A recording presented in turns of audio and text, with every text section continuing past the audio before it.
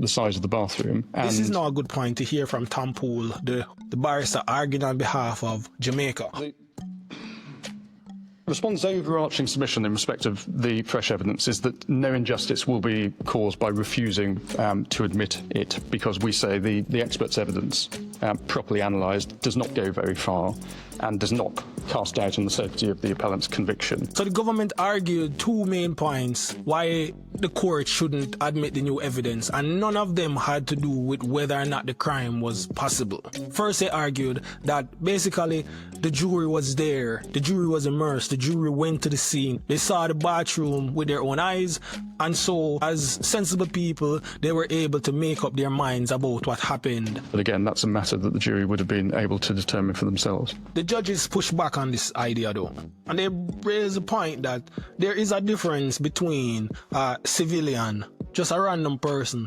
looking at something, looking at what seems to be a crime scene, and an expert who has been trained in what everything looks like, looking at it and interpreting it and figuring out what it all means.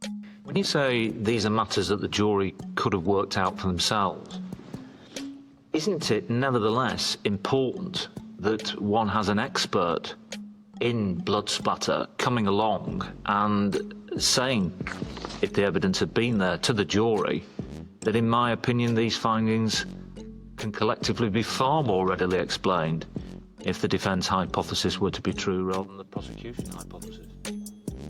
The fact that the jury could have taken these matters into account isn't the same as saying, well, this expert evidence isn't of great importance, is it? My lord, when it comes to Miss Leake's evidence, I do say, with the greatest respect of her, she is not. Had this evidence been given at trial, it is not evidence that would have had any great moment as far as the jury is concerned, given that, given the conclusions that she's reached. So take, for example, the minimum space in the bathroom. That is a point that the jury saw for themselves.